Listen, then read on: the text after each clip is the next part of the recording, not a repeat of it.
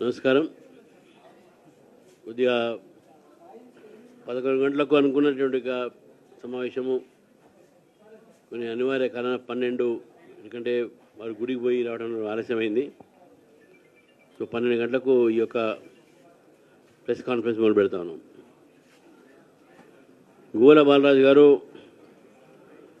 వారు న్యాయవాది, న్యాయ విద్యలో వారు పిహెచ్డి కూడా పొందారు. మరి అతి తక్కువ వయసులోనే మంచి విద్య, అదేవిధంగా మంచి అవకాశం వారికి ప్రజాసేవ చేయడానికి ఎమ్మెల్యేగా మొట్టమొదటిసారిగా 2014లో అచ్చంపేట నుంచి గెలిచారు. మళ్ళీ 2019లో కూడా రెండోసారి అచ్చంపేట నుంచి గెలిచి మొన్న కొన్ని ఓట్లతో వారు ఓడిపోవడం జరిగింది. భారతీయ జనతా పార్టీ ఈ యొక్క రాష్ట్రంలో ఒక ప్రత్యామ్నాయంగా మారుతున్న విషయాన్ని మనం గుర్తించాలి. మరి బాలరాజు గారు ఈరోజు అది గుర్తించి భారతీయ జనతా పార్టీ పెరుగుతున్నటువంటి ఒక సందర్భంగా నరేంద్ర మోదీ గారు పేద ప్రజలకు, దేశం కోసము, బడుగు బలహీన వర్గాల కోసం చేస్తున్నటువంటి ఒక ప్రయత్నం అయితే చేస్తున్నారో దాన్ని ఆకర్షితులై వారు బీజేపీలో రావడం జరిగింది. వారికి నేను మర్యాదపూర్వకంగా ఈరోజు భారతీయ జనతా పార్టీ రాష్ట్ర కార్యాలయంలో వారిని చేర్చుకొని మా పార్టీ బలోపేతానికి కేవలం అచ్చంపేట ప్రాంతమే కాకుండా యావత్ తెలంగాణలో కూడా వారు కృషి చేస్తారని చెప్పేసి భావిస్తూ, నమ్ముతూ వారిని పార్టీలో నేను ఈరోజు వారికి సభ్యత్వం కూడా ఇవ్వడం జరిగింది. ఈ యొక్క సభ్యత్వం సంబంధించినటువంటి ఒక ప్రక్రియ డాక్టర్ లక్ష్మణ్ గారికి స్వాగతం.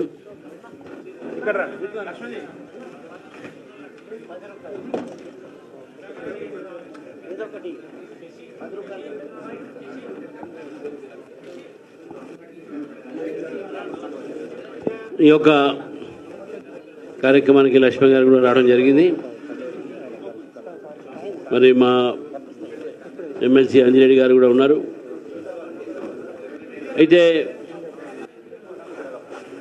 భారతీయ జనతా పార్టీ నితం చెప్పినట్టు గత 2023 అసెంబ్లీ ఎన్నికల్లో బీజేపీకు 13.9% ఓట్లు వచ్చినాయి. అదే మళ్ళీ 24లో జరిగినటువంటి ఒక పార్లమెంట్ ఎన్నికల్లో 36% పైగా ఓటు శాతం పెరిగి మేము 8 సీట్లు గెలుచుకున్నాం. బీఆర్ఎస్కు 0.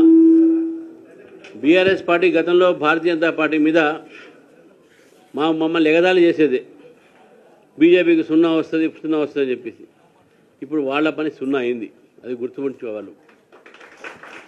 ఈరోజు నిజంగా భారతీయ జనతా పార్టీ యొక్క ఇది 36% పార్లమెంట్ ఎన్నికలే కాకుండా మొన్న 2 ఎమ్మెల్సీ జరిగినాయి.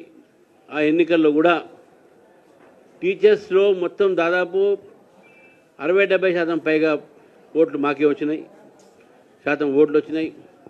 అంజిరెడ్డి గారు కూడా బ్రహ్మాండమైన విజయం, కాంగ్రెస్ మీద గెలిచింది. కాంగ్రెస్ సీట్ని బీజేపీ కైవసం చేసిన విషయాన్ని కూడా మనం చూసిపెట్టుకోవాలి. కాబట్టి భారతీయ జనతా పార్టీ తెలంగాణలో పెరుగుతూ పోతా ఉన్నది అనే విషయానికి ఇది నిదర్శన. అంటే చాలామంది భారతీయ జనతా పార్టీలో చేయడానికి సిద్ధంగా ఉన్నారు. మనందరం కూడా ఆహ్వానిస్తూ, మరి ఈరోజు మనం చూస్తూ ఉన్నాం, వానలు పడతా ఉన్నాయి హైదరాబాద్లో.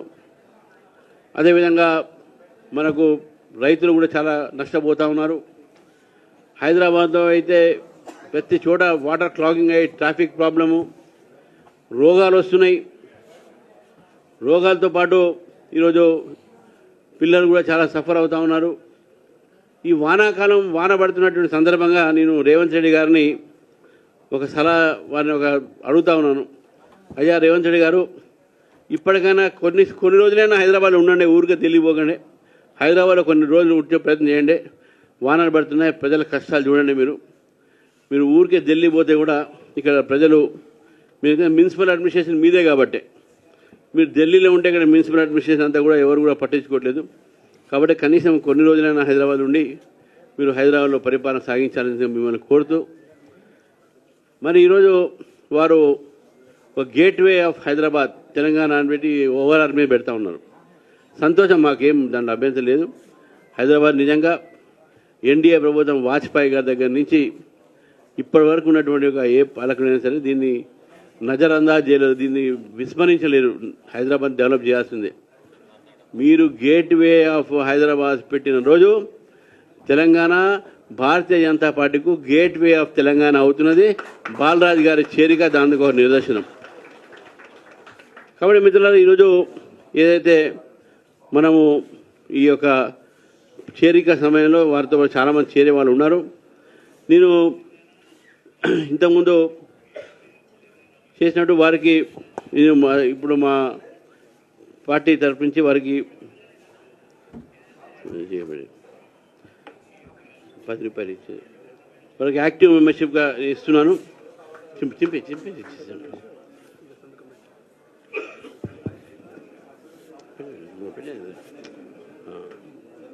ఇది ఆర్డినరీ మెంబర్షిప్. యాక్టివ్ మెంబర్షిప్ 100 రూపాయలు తర్వాత తీసుకుంటాం ఆయన దగ్గర. 100 మంది జాయిన్ చేసిన తర్వాత 100 రూపాయలు తీసుకుంది. ఒకసారి లేచి అదే అందరూ లేవండి. ఒకసారి భారతీయ జనతా పార్టీ మెంబర్షిప్ని భారతీయ జనతా పార్టీ రాష్ట్ర అధ్యక్షులు, అదేవిధంగా భారతీయ జనతా పార్టీ జాతీయ ఓబీసీ మోర్చా అధ్యక్షులు ఎంపీ లక్ష్మణ్ గారి ఆధ్వర్యంలో బాలరాజు గారికి మెంబర్షిప్ ఇవ్వడం జరుగుతూ ఉంది. వారు ఇప్పుడు గౌరవ ఎంపీ లక్ష్మణ్ గారు వారికి శాలువా కప్పి స్వాగతం పార్టీలోకి ఆహ్వానించడం జరుగుతుంది.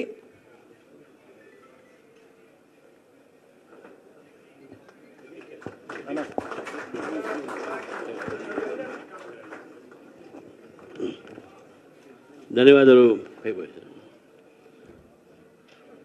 అయితే ఈ మధ్య మొన్న జరిగినటువంటి ఒక నా జిల్లా పర్యటనలు అయితే ఉన్నాయో, రోజుకి 1 నెల పూర్తయింది నా ఒక ఛార్జ్ తీసుకొని. ఈ నెల లోపల పూర్తయ్యే లోపల నేను 16 జిల్లాలు పర్యటన చేశాను. దాదాపు 3500 కిలోమీటర్లు కూడా ప్రయాణం చేశాను. కొన్ని వేల మంది కార్యకర్తలు కలవడం జరిగింది. కొన్ని వందల పిటిషన్లు మాకు రావడం జరిగింది ప్రజా సమస్య మీద. ఎక్కడ పోయినా భారతీయ జనతా పార్టీలో ఎంపీపీలు, ఎంపీటీసీలు, జడ్పీటీసీలు, మాజీ అందరూ కూడా ఇప్పుడు కాబట్టి వాళ్ళు చాలామంది బీజేపీలో చేరడం జరిగింది. చాలామంది యువకులు కూడా బీజేపీలో చేరుతూ ఉన్నారు.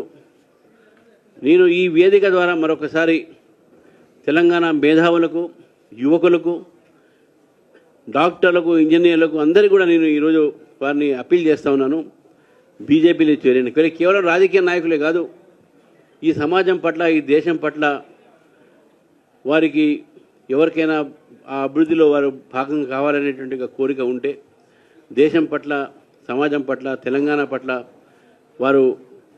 వారికి సామాజిక స్పృహ ఉంటే తప్పకుండా భారతీయ జనతా పార్టీ చేరండి. కలిసి తెలంగాణ, మంచి తెలంగాణ నిర్మాణం చేసుకుందాం. 2 పార్టీలకు మనం అవకాశం ఇచ్చినాము. అయితే ఈ యొక్క నినాదంతో ఈరోజు నేను పర్యటన చేయడం జరిగింది. రాబోయేటటువంటి లోకల్ బాడీ ఎలక్షన్స్లో, స్థానిక ఎన్నికల్లో తొందరనే జరుగుతాయని చెప్పి నేను భావిస్తూ ఉన్నాను. ఎందుకంటే హైకోర్టు ఒక ఆదేశం ఉంది. ఈ హైకోర్టు ఆదేశం మేరకు ఈ యొక్క స్థానిక ఎన్నికల్లో కూడా జరిగేటటువంటి సమయంలో భారతీయ జనతా పార్టీని కూడా ప్రజలు ఆదరిస్తారు. ఎక్కువ శాతం సీట్లు కూడా భారతీయ జనతా పార్టీ గెలుస్తుందని చెప్పేసి నేను పూర్తిగా నమ్ముతున్నాను. ఇటు నల్గొండ, ఖమ్మం, మహబూబాబాద్, అదేవిధంగా మహబూబ్ నగర్, ఈ దక్షిణ తెలంగాణ మొత్తం కూడా నా టూర్స్ అయిపోయినాయి. మన రేపు మళ్ళీ 18వ తారీఖు తర్వాత నా 2వ వీటితో సంబంధించినటువంటి ఒక ఇది స్టార్ట్ అవుతుంది, టూర్ స్టార్ట్ అయితే దాంట్లో నార్త్ తెలంగాణ మెదక్ అయిపోయింది. మిగతా జిల్లాలు, మిగిలిన జిల్లాలు ఇవన్నీ కూడా నేను టూర్స్ పోతాను. అంతా అయిన తర్వాత మళ్ళీ కార్యక్రమంలో ముందుగా మేము ముందు పార్టీ కార్యక్రమాన్ని కూడా ముందు తీసుకుపోయేటటువంటి ప్రయత్నం చేస్తాం. మిత్రుల, చివరికి నేను రాహుల్ గాంధీ గారు 2 రోజుల నుంచి ఏదో ఓట్ల చోరీ అంటున్నాడు, ఫేక్ ఓట్స్ అంటున్నారు. నాకు అర్థం కాదు ఏంటంటే హిమాచల్ ప్రదేశ్ వాళ్ళు గెలిచారు, అప్పుడు వాళ్ళకు ఫేక్ నోట్స్ ఫేక్ ఓట్లు గుర్తు రాలే. కర్ణాటక వాళ్ళు గెలిచారు, అప్పుడు ఫేక్ నోట్లు వాళ్ళకు గుర్తు రాలే. తెలంగాణ వాళ్ళు గెలిచారు, అప్పుడు ఫేక్ ఓట్లు వాళ్ళకు గుర్తు రాలే. ఈరోజు మన మహారాష్ట్ర ఓడిపోయిన తర్వాత, హర్యానా ఓడిపోయిన తర్వాత, రేపు బీహార్ కూడా ఓడిపోతున్నామని తెలిసి ఈ సర్ అనేటటువంటి స్పెషల్ ఇంటెన్సివ్ రివిజన్ ఉందో దీన్ని వ్యతిరేకిస్తూ మీ ఓడిపోతున్నామని చెప్పి ముందే ఒప్పుకొని ఓట్లు ఫేక్గా ఉన్నాయి, చోరీ జరిగిందని చెప్తా ఉన్నారు. దీన్ని భారతీయ జనతా పార్టీ ఖండిస్తుంది. ఒక ఫేక్ ఇండియన్గా ఫేక్ ఓట్ల గురించి మాట్లాడద్దు. You're fake Indian, you're fake Indian. Operation సింధూని అపోజ్ చేస్తావు, నువ్వు దేశంలో అన్నిటికీ అపోజ్ చేస్తావు. You're fake Indian, you're speaking about fake votes. You can never win elections. I'm giving in writing that Congress party will never win elections under leadership of fake Indian Rahul Gandhi ji. And definitely I am telling that Rahul Gandhi is sure to lose Bihar elections. He will never win on his own. He should have a partner, but they are also going to lose. Therefore they are making such allegations. ఇది వారు ఓడిపోతున్నారు కాబట్టి చేసినట్టుగా బాధ. కుక్క దొంగలబడిన 6 నెలల కుక్కలు మురిగినట్టు ఇప్పుడు Maharashtra elections అయిన తర్వాత, హర్యానా ఎలక్షన్ తర్వాత ఒక్క ఆధారాలు లేవు. రైటింగ్లో ఏమంటే ఏడు మాటలు మాత్రం మాట్లాడతాడు.